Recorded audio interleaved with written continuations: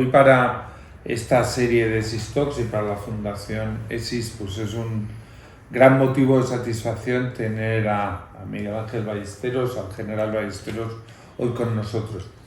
Esta es una conversación que hubiéramos querido tener antes, pero éramos conscientes que por prudencia no teníamos que invitarte porque tú por prudencia no hubieras aceptado mientras eras todavía director del Departamento de Seguridad Nacional. El general Ballesteros, aunque es muy bien conocido, yo sí quería hacer una breve pincelada de su trayectoria: segoviano, artillero, general, doctor en ciencias políticas y siempre en toda su carrera profesional en la milicia vinculado a los estudios estratégicos en el ámbito de la defensa, con un papel muy importante en el CSDEN, primero con su Departamento de Estrategia Internacional y luego como director del Instituto Español de Estudios Estratégicos. Pero yo creo que lo más notable de la trayectoria del general fue ser a partir del año 2018 el director del Departamento de Seguridad Nacional en Presidencia del Gobierno, donde yo creo que todos los que nos dedicamos a estos temas pues hemos visto que ha sido una trayectoria extraordinaria, con hitos tan importantes como el foro de ciberseguridad, donde se ha plasmado, yo creo que ha sido un ejemplo para todo el mundo, un gran mecanismo de colaboración público-privada, que es un tema crucial, aunque no siempre se pone de manifiesto en materia de ciberseguridad. Y ahora, pues el general, después de esta trayectoria, pues ha decidido pasar a mejor vida, estar menos ocupado, y eso nos da la oportunidad pues de tener esta conversación que no hubiéramos podido tener mientras él estaba en Presidencia del Gobierno. General, primero muchas gracias por haber aceptado nuestra invitación y una pregunta obligada: ¿cuál es el balance que tú haces de tus últimos años en el Departamento de Seguridad Nacional? Balance de lo que nos puedas contar. Bueno, en primer lugar, muchas gracias, Carlos, por la invitación para tener esta charla. Contigo siempre es un placer colaborar con ESIS. ¿Cuál es mi balance del departamento? Pues debo decir que gracias a un excelente equipo con el que he contado, yo lo valoro muy positivamente, porque ya había una ley de seguridad nacional, que es de 2015, ya había un departamento creado en 2012, un departamento de seguridad nacional, pero todo eso, y había mucho trabajo cuando yo llegué allí, sobre todo precisamente en el campo de la ciberseguridad ya había mucho trabajo hecho. Pero había que implementarlo en la gestión de crisis, y ahí se le ha dado un impulso, yo diría, iba a decir espectacular, pero no quisiera parecer que doy jabón al equipo, porque es el equipo el que lo ha hecho. La realidad es que ha sido también forzado por las circunstancias, porque hemos ido de crisis en crisis y eso te obliga a trabajar de forma rápida y buscando la eficacia. Yo diría la eficiencia, porque allí, contra lo que se pudiera pensar, dinero no hay mucho. Así que los recursos, tanto humanos como económicos, están muy limitados. Diré como anécdota que habíamos preparado un ejercicio de crisis con todos los ministerios, que se preparó durante 6 meses y que iba a tener lugar una semana del mes de abril de 2020, en el que incluso estaba previsto que participaran de forma muy puntual al final el Consejo de Seguridad Nacional, que no es fácil movilizar porque hay que recordar que son presidido normalmente por el presidente del Gobierno o por el rey o por su majestad el rey. La mayoría son ministros y 5 secretarios de Estado y el director del Departamento de Seguridad Nacional. Así que era un ejercicio ambicioso. Habíamos diseñado escenarios donde todos los ministerios tenían un papel. Recuerdo que para que entrara Sanidad y toda esa parte a colaborar, pues se diseñó un ejercicio de una epidemia de ébola, un barco que venía con personas contagiadas de ébola. Lo que no sabíamos es que la realidad iba a superar a la ficción y que la pandemia, la pandemia. Bueno, primero hay que recordar que en 2019 tuvimos la crisis derivada de cuando se hizo pública la sentencia de los condenados en el procés, y todos los altercados que hubo en Cataluña dio lugar a una crisis también que no fue menor. Después vino la pandemia. Después de la pandemia hicimos un seguimiento, porque no éramos nosotros los gestores, del tema del volcán y de Filomena, pero enseguida llegó una gran crisis como fue la invasión por parte de Rusia de Ucrania. Y no hemos terminado con esa crisis y apareció la crisis derivada del ataque terrorista de Hamás sobre los 22 poblados o poblaciones israelíes. Eso nos ha permitido desarrollar el sistema de seguridad nacional, implementarlo. Y creo que el balance es muy positivo en ese orden. Pero paralelamente hemos trabajado frente a campañas de desinformación y hemos trabajado también en otros ámbitos, como ha sido buscar la colaboración público-privada en otros muchos campos. Me gustaría ahora generar en un par de preguntas que abordáramos un triángulo importante y que no siempre está muy tratado, que es la relación entre tecnología, economía y seguridad, ¿no? Que son tres elementos que están íntimamente asociados, pero no siempre se ven de esta manera. Cuando hablamos de tecnología, pues hablamos de todos los aspectos de lo que supone para el desarrollo, pero a veces no hablamos mucho de los riesgos que implica el uso de la tecnología y todo lo que entraña la ciberseguridad. ¿Cómo ves tú esta relación entre tecnología y seguridad y la necesidad de hacer hincapié en los requerimientos de la seguridad en el uso de la tecnología por no solo la administración, sino muchas veces por las empresas y los particulares? Bueno, la tecnología está íntimamente imbricada con la seguridad, para bien y para mal. El desarrollo tecnológico nos permite tener unas capacidades que son útiles y que son necesarias para la seguridad nacional, que eso sin tecnología no podríamos alcanzar. Por otro lado, el desarrollo tecnológico implica grandes riesgos. Pensemos en la inteligencia artificial, en la computación cuántica que va a permitir romper todos los sistemas de cifra que utilizamos hoy día, el 5G, que nos lleva a un problema de dónde están mis datos, porque esto va a ser fundamental para la seguridad de las infraestructuras críticas y de los países. Todos estamos asistiendo ya a ciberataques a hospitales, a grandes empresas que forman parte de la estructura del sistema de seguridad nacional. Por eso digo, la seguridad es fundamental. Un dato: en el ámbito militar, la principal estrategia que se ha utilizado siempre, desde los romanos y antes, es la disuasión. Y el principal componente de la disuasión es la tecnología, lo que permite mandar un mensaje claro a tu oponente de: mi tecnología es superior a la tuya, yo no te metas conmigo, déjame tranquilo, porque no te saldría nunca rentable. La tecnología es una de las piezas claves de la disuasión.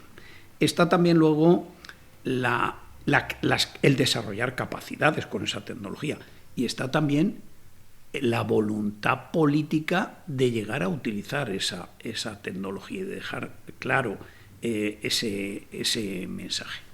El otro aspecto al que yo me refería era la relación entre tecnología y economía, entre ciberseguridad y seguridad y política industrial. Yo creo que en la estrategia de seguridad nacional de 2021, que conoces mejor que nadie, pues la tecnología se vincula mucho a la política industrial y a la política económica, y en la Comisión Europea, en su nueva estrategia de seguridad económica, también establece esa vinculación entre las necesidades de la seguridad y las políticas industriales y la economía. ¿Qué papel juega en la economía la seguridad y la ciberseguridad? ¿O cuál es esa relación? La Estrategia de Seguridad Nacional 2021, a la que hacías mención antes, habla de 4 grandes vectores de transformación global. Uno de ellos es la geopolítica, el cambio geopolítico que se está produciendo. Otro de ellos es el socioeconómico. El tercero es el desarrollo tecnológico y el cuarto todo el tema medioambiental. Vamos un momento al tema tecnológico, luego volveremos sobre el socioeconómico para relacionarlo. En el ámbito tecnológico estábamos acostumbrados a ver que aparecían tecnologías disruptivas cada década, pero ahora aparecen tecnologías disruptivas cada 3 o 4 años. Con lo cual eso cambia los paradigmas económicos, cambian los paradigmas de seguridad, de la seguridad nacional. Estamos en el 5G, la inteligencia artificial, la computación cuántica, el dato, el control del dato, el IoT, la inteligencia artificial, etcétera, etcétera. Si vamos al factor de transformación socioeconómico, ahora mismo estamos en un profundo cambio. Recordemos que el 15% del mundo desarrollado, del mundo occidental, tenemos el 60% del PIB. Y hay una disputa en este momento enorme liderada por China. Y está utilizando la tecnología. Aquel paradigma de Estados Unidos inventa, China copia y Europa legisla se está rompiendo. China también inventa. Y también inventa y con una enorme fortaleza económica es capaz de influir en otros países. Se está inventando el sur global. Digo se está inventando porque eso no es un conglomerado homogéneo, pero es cierto que hay una disputa sobre países que en otro tiempo fueron no alineados, países que tienen grandes recursos, y donde China está utilizando no solo la economía, sino la economía y la tecnología. Entonces nos encontramos con esas 3 patas del factor socioeconómico, que produce grandes desigualdades económicas también y problemas, polarizaciones, etcétera. La tecnología, que va dejando atrás a terceros, y la seguridad y la estabilidad. Y cuando parece que lo lógico es que camináramos hacia un mundo más estable y más seguro, la realidad nos demuestra que no es así, que es todo lo contrario.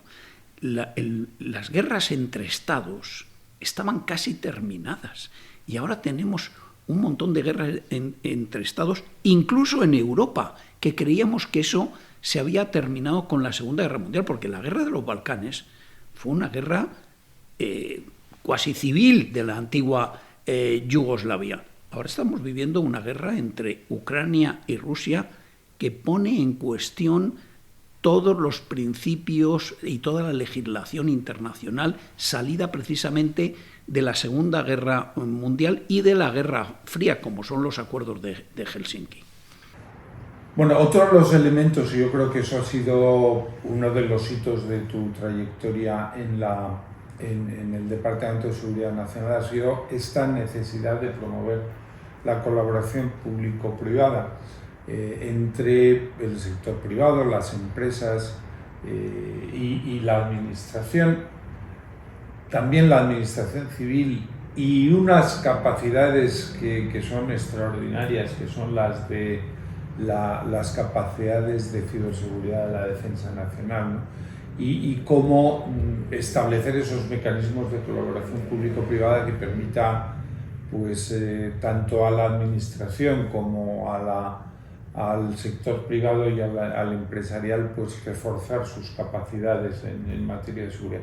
¿Cuál es tu análisis de este tema y tu balance? Mi balance de los foros, se han creado 3 foros en estos años. El primer foro que se creó fue el de colaboración, el de seguridad, el de ciberseguridad. Y ha sido todo un éxito.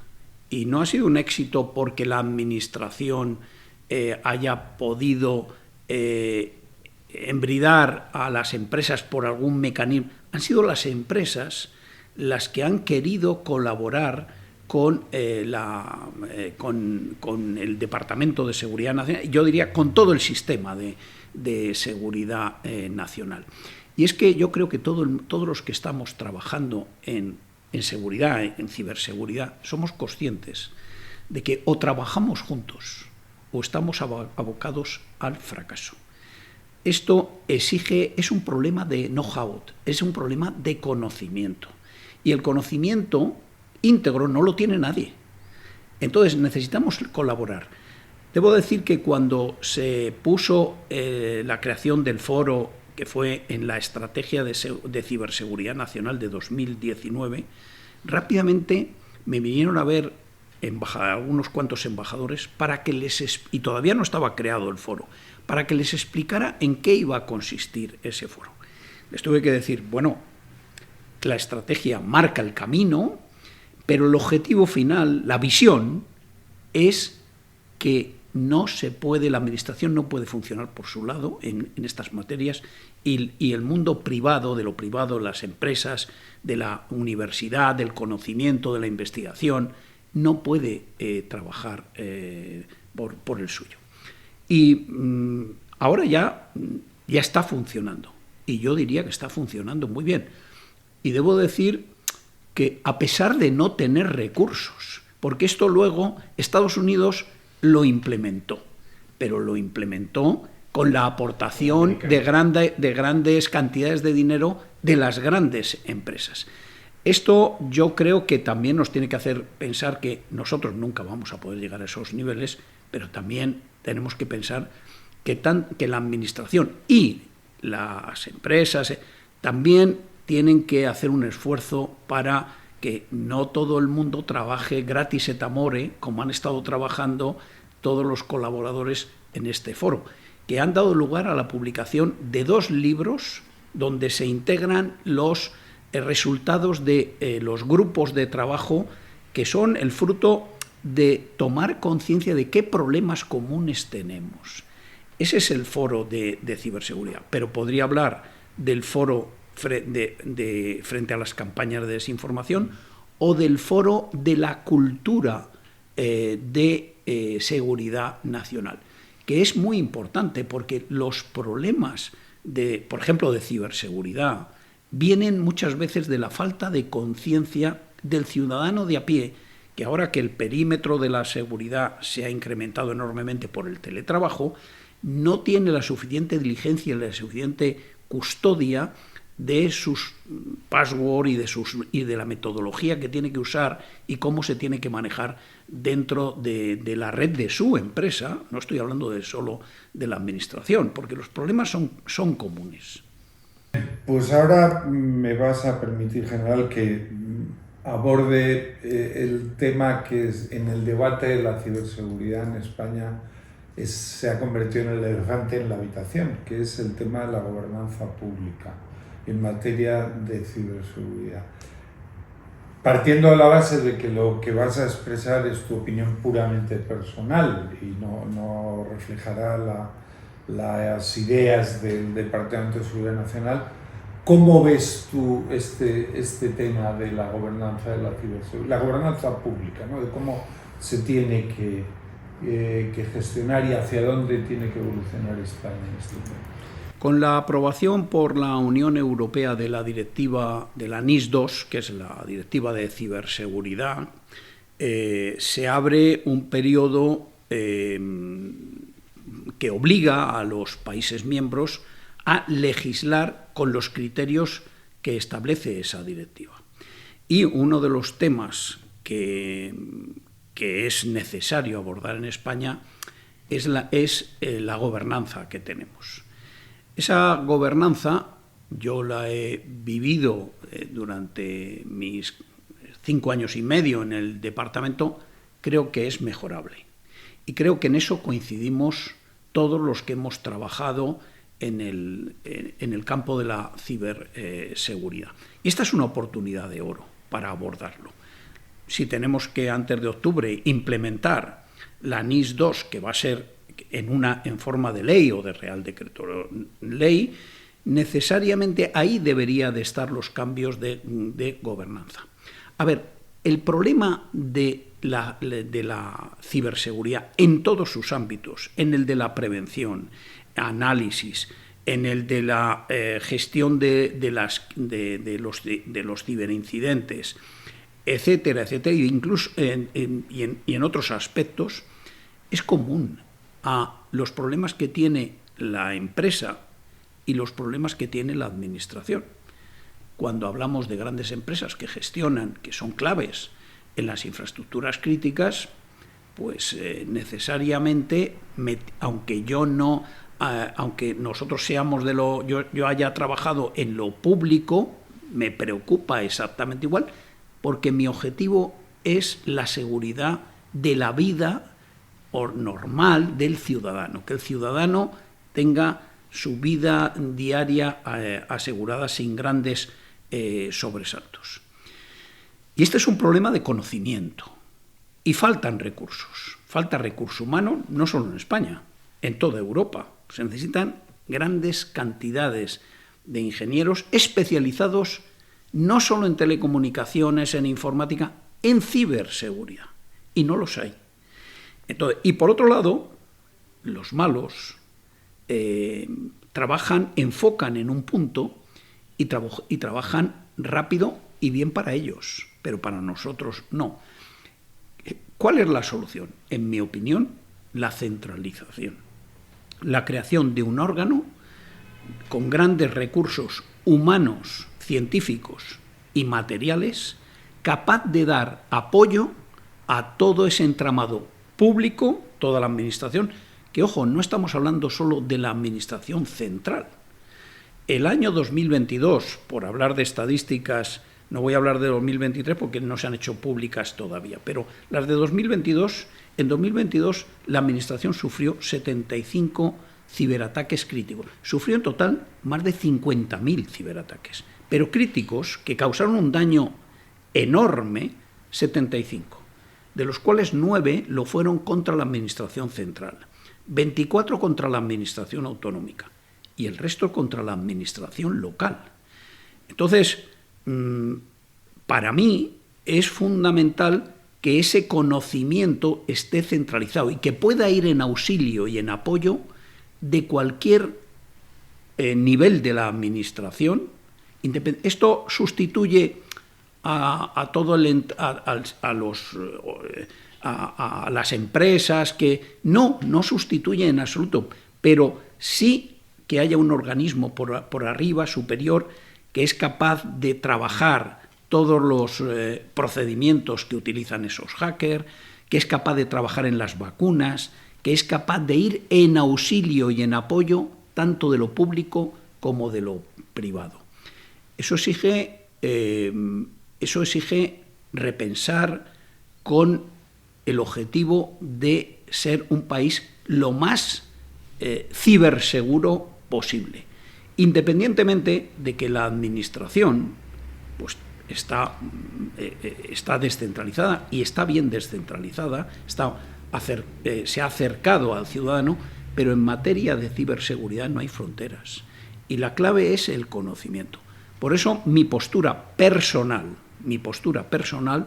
es crear un organismo, que podría ser una agencia o algo similar, capaz de dar servicio y atender a todo el mundo, sobre todo a esas infraestructuras críticas. En la NIS 2 los sectores de infraestructuras críticas se han ampliado y ya no alcanza solo a grandes empresas, alcanza también a medianas empresas.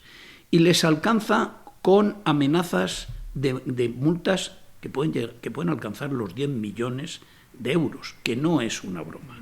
Porque es tal el daño que se puede causar en las redes, que incluso en el concepto estratégico de la OTAN de 2022, el que se firmó aquí en Madrid, se dice que si un ciberataque llega a causar daños equivalentes a lo que podría ser un ataque militar, eso será un caso de artículo 5. Eso significa que todos los países, los 31 restantes, si ha sufrido el ataque uno de ellos, tienen que ir en auxilio y en apoyo de ese país. Bueno, aquí todo al final se resume en lo siguiente.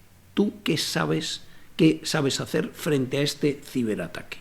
Es conocimiento, es know-how, en términos británicos o de inglés, pero bueno, ya muy popularizado. Así que mi opinión es que hay que trabajar todos juntos y hay que trabajar con una óptica que podríamos llamar centralista en este caso. Dispersar recursos nos hace más débiles. Hemos hablado de tecnología y hemos hablado de la relación entre tecnología y la ciberseguridad y la seguridad en general. Y durante alguna de tus respuestas has mencionado algunas tecnologías que tienen un papel más importante. Proyectemos eso hacia el futuro. ¿Cuáles son, desde el punto de vista del futuro, las tecnologías cuyo desarrollo es más crítico para la seguridad y la ciberseguridad? Bueno, pues yo diría que, por un lado, la computación cuántica, que es algo fantástico, que va a aportar a la humanidad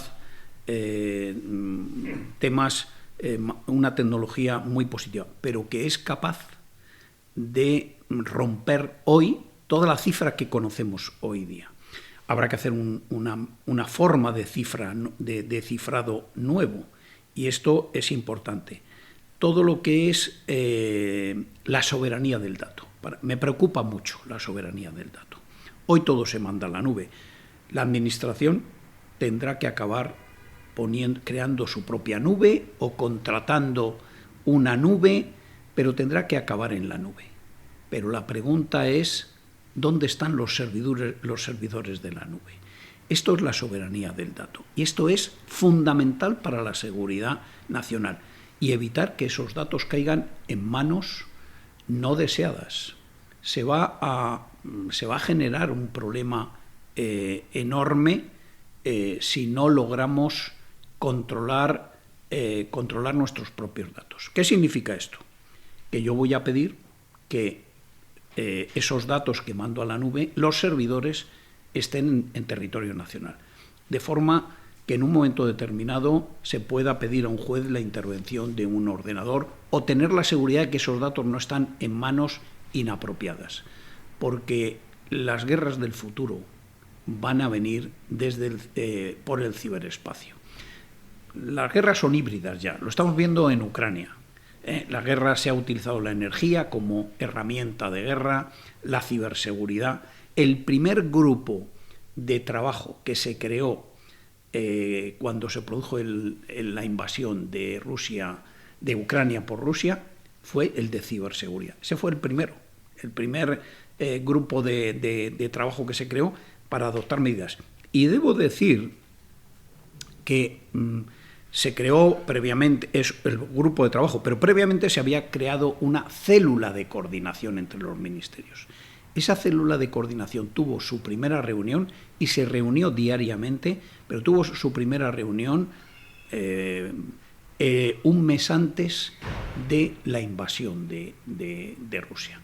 Eso permitió que cuando se produce la invasión, el 24 de febrero de 2022, se reúne el Consejo de Seguridad Nacional presidido por Su Majestad el Rey. Y cada miembro, cada ministro sobre todo, sabía qué consecuencias podía tener esa guerra para el ámbito de su ministerio. ¿Por qué? Porque su gente llevaba trabajando en analizando las posibles consecuencias desde hacía un mes antes. Y esto es así. Yo vuelvo un poco a la primera pregunta. De mi experiencia con mis colegas europeos, debo decir, ahora que estoy fuera y que el equipo ya no es mi equipo, aunque lo siento como algo propio del Departamento de Seguridad Nacional, que en muchos ámbitos el sistema de seguridad nacional español es un modelo en Europa. Tiene muchas cosas que mejorar. La Ley de Seguridad Nacional, la reforma de la Ley de Seguridad Nacional se ha quedado, desgraciadamente, en un cajón en el Congreso de los Diputados, publicado en el Boletín Oficial del Congreso en el mes de febrero de 2022. Y ahí se quedó, y yo animaría a los grupos parlamentarios, a los principales partidos parlamentarios, a que retomaran la reforma de la Ley de Seguridad Nacional, incluso que fueran más ambiciosos de lo que nosotros fuimos, porque se necesita, porque ahí están recogidas en gran medida las lecciones aprendidas de esas crisis, sobre todo de la pandemia. Entonces, es fundamental que no perdamos el ir en el tren, en el vagón de cabeza de la reforma de los sistemas de seguridad nacional en todos sus ámbitos. Y debo de recordar, Carlos, que la seguridad nacional, en la Estrategia de Seguridad Nacional 2021, son 16 ámbitos los que se tratan. Desde seguridad, ciberseguridad, seguridad contra el terrorismo y la radicalización, pero también seguridad energética o medioambiental o frente a pandemias y epidemias. Está todo ahí. Hay cosas que todo hay que desarrollarlo más todavía. Pero debo decir que España, por ejemplo, cuando los países del este lo han pasado mal energéticamente y todavía no está sin resolver, España en ningún momento ha tenido problemas energéticos. Alguien me podría hablar de precios, pero eso no es un problema de seguridad nacional. La seguridad nacional lo que tiene que garantizar es el suministro energético, no si el kilovatio hora es más caro o es más barato, porque esto ya depende de otros factores. Bueno, general, tú has dedicado toda tu vida profesional a los temas de geoestrategia, geopolítica, y por tanto no vamos a desaprovechar la oportunidad de pedirte que nos hagas una reflexión sobre el actual momento geoestratégico y geopolítico, habida cuenta, y tú lo has mencionado antes, en esta idea de que cuando cae el muro de Berlín y Fukuyama formula aquello del final de la historia, pues todos pensábamos que íbamos a tener un mundo más estable, unipolar, donde los conflictos iban a tener una importancia menor, pero 30 años después vemos que la situación es exactamente la contraria, que el mundo es más conflictivo, que la multipolaridad es más importante, que hay una nueva potencia que pugna por la hegemonía mundial, además en el ámbito de la lucha por la supremacía tecnológica, y como tú has mencionado también, pues en los últimos años hemos visto una guerra en Europa que pensamos que nunca la íbamos a volver a ver, y un agravamiento inesperado de la situación en uno de los focos tradicionales de tensión geopolítica que es Oriente Medio e Israel. ¿Cómo ves en una pincelada la geopolítica y la geoestrategia en el mundo? Bueno, pues tú lo has descrito muy bien.